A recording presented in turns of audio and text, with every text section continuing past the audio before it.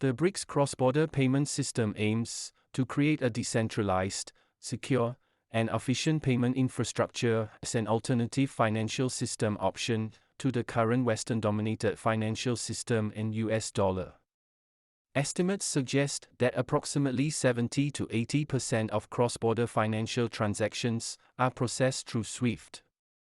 SWIFT connects over 11,000 financial institutions in more than 200 countries, making it the backbone of the current cross-border system, with USD accounting for 50% of its trade with Euro, approximately 40%. Since 2022, alternative systems, such as CIPS from China and SPFS from Russia, has witnessed significant growth. Still, 80% of payments processed through Chinese CIPS utilize SWIFT's messaging services.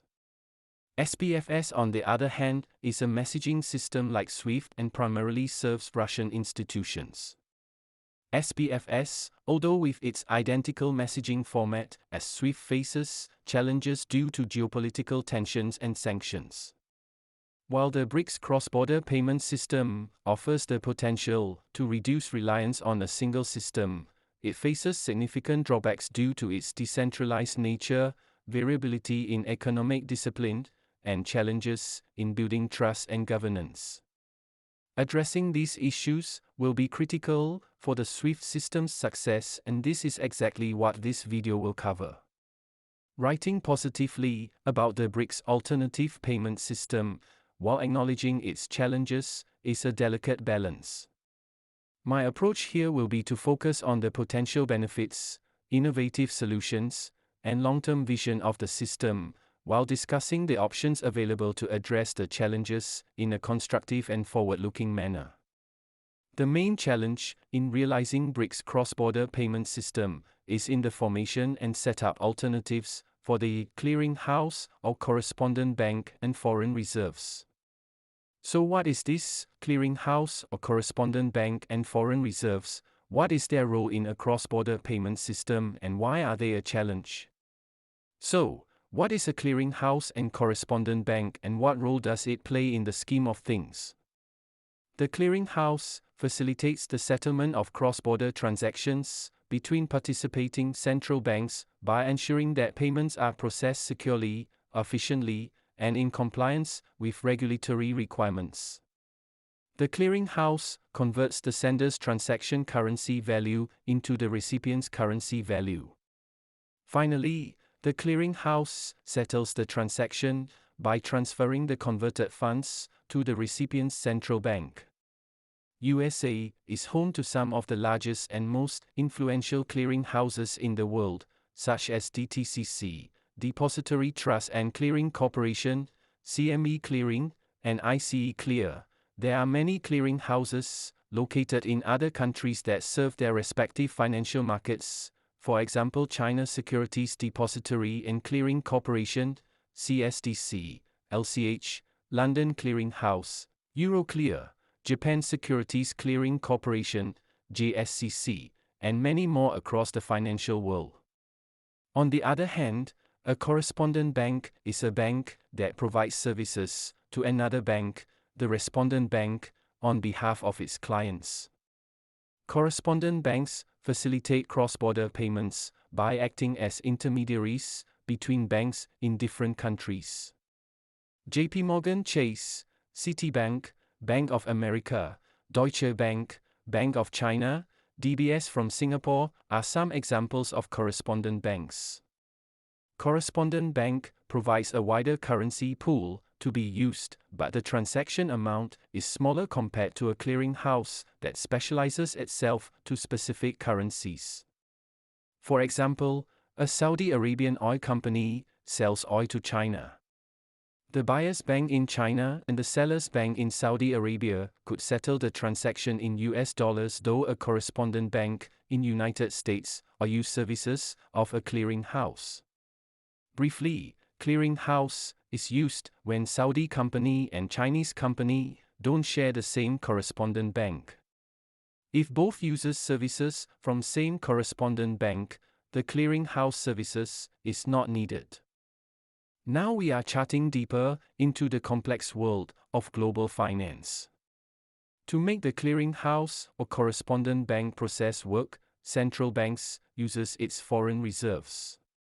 Foreign reserves are assets held by central banks in foreign currencies, gold, and other financial instruments to manage the country's monetary policy, stabilize the exchange rate, and ensure liquidity during economic crises.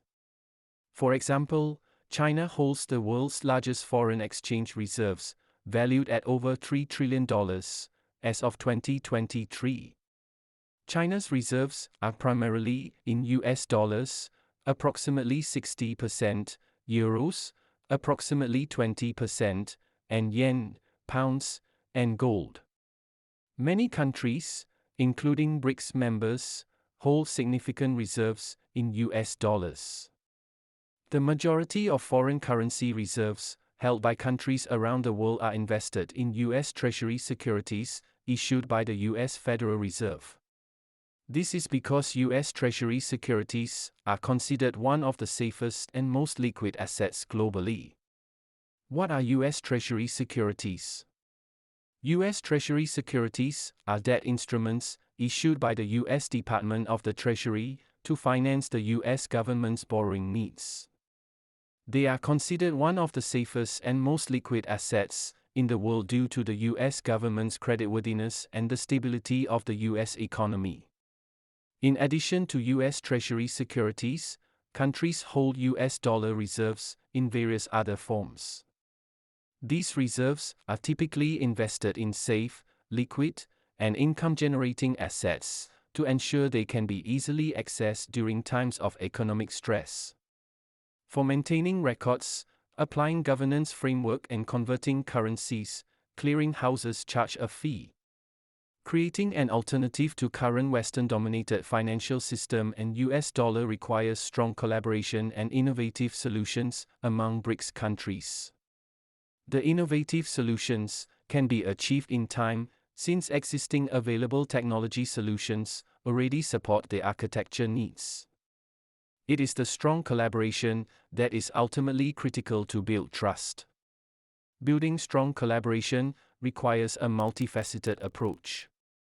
It includes the need to establishing a robust governance framework to manage the BRICS system, which is already challenging, especially given the diverse interests of participating countries. Disputes over exchange rates, regulatory compliance, or reserve management could arise, and resolving them in a decentralized system is expected to be more complex than in a centralized one. The trust and confidence for participating central banks are critical for the success of the BRICS system. Non-payment by any one country could erode that trust, leading to disruptions in trade and financial flows between BRICS countries. Unlike the US dollar, which is widely trusted due to its stability and centralized management, the BRICS system must build trust from scratch. The decentralized nature of the BRICS system means central banks of individual countries are wholly responsible to manage their reserves and transactions, introduces complexity and coordination challenges. Unlike the US dollar, which is centrally managed by the US Federal Reserve, the BRICS system lacks a single authority to enforce rules, resolve disputes, or ensure liquidity. For BRICS cross-border payment system, a similar, but not necessarily identical system of having clearinghouse and or correspondent bank with reserve value needs be replicated, or an alternative must be put in place. From my reading of role played by clearinghouse and correspondent bank in the cross-border transactions, my personal view is that replicating those roles is achievable and automated using available technology. I will explain how available technology can be utilized in future video. The implementation of the BRICS cross-border payment system gets absolutely complicated with the topic of reserve value. There had been much discussion on this topic by academicians, financial entities, and commentators. There had been equally as much speculation too.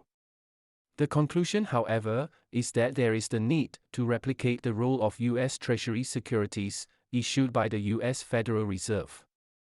Some options have been publicly discussed in various BRICS member meetings, white papers published and are available on the net. They include 1. Issuing BRICS Treasury securities, replacing US Treasury securities. BRICS countries could issue their own Treasury securities or debt instruments denominated in key alternative local digital currencies. For example, ECNY, Digital Ruble, Digital Rupee. These securities would serve as a safe and liquid asset for central banks to hold as reserves. Benefits of this approach are it provides a reliable store of value for BRICS reserves, an alternative to US Treasury securities. 2. Establishing a BRICS gold standard. Gold is a traditional reserve asset that provides stability and security. BRICS countries could establish a gold standard for their reserves, allowing central banks to hold gold as part of their reserves. Benefits include gold can be used to hedge against currency and geopolitical risks. Gold can enhance the value and attractiveness of BRICS reserves. 3. Creating a BRICS reserve currency or BRICS reserve asset. BRICS countries could create a reserve currency or digital reserve currency that is backed by a basket of currencies, for example ECNY, Digital Ruble, Digital Rupee and other assets like gold, SDRs. In summary, SDR was created by IMF as an international reserve asset. SDR is not a currency, but its value is based on a basket of 5 currencies: USD, Euro, Renminbi, Yen, British Sterling. IMF defines the SDR as equivalent to a fractional amount of gold that was equivalent to $1. This reserve asset could serve as a common store of value for BRICS countries. Besides reducing reliance on USD, this option can provide a stable and secure reserve value for BRICS central banks. 4. Developing BRICS Central Bank Digital Currencies, CBDCs. CBDCs are digital versions of national currencies issued by central banks. BRICS countries could develop its own CBDCs that serve as a reserve asset for central banks. It can be used as a digital store of value for reserves and enhance the efficiency and security of cross-border payments. 5. Establishing a BRICS investment fund. BRICS countries could establish a joint investment fund to manage their reserves. The fund could invest in a diversified portfolio of assets, including treasury securities, gold, equities, and infrastructure projects. Benefits of this approach is it generates income and growth for reserves, while diversifying the reserve portfolio to reduce risk. 6. Creating a BRICS commodity exchange. BRICS countries could establish a commodity exchange to trade energy resources, agricultural products, and minerals. Exchange could be used to create commodity-backed reserves, where central banks hold commodities as part of their reserves. This can be an additional option to provide a tangible store of value for reserves, strengthening the economic integration of BRICS countries. The grain exchange was proposed in 2024 Kazan meet. One would think that a centralized BRICS reserve repository that allows countries to pool their reserves in a diversified portfolio of currencies, gold, and other assets would meet the need. This thought process is not entirely true, since BRICS' objective is to decentralize. What this means is to do away with clearing houses and/or correspondent banks and USD securities that are both not decentralized but extremely centralized, and that responsibility be shouldered by individual country central banks with a high degree of automation for security reasons. This means information cannot be altered. The governance, rules, regulations will be agreed upon when contract agreements are agreed, and these rules of engagement will be programmed into smart contracts and distributed through the system and cannot be altered until the transaction ends.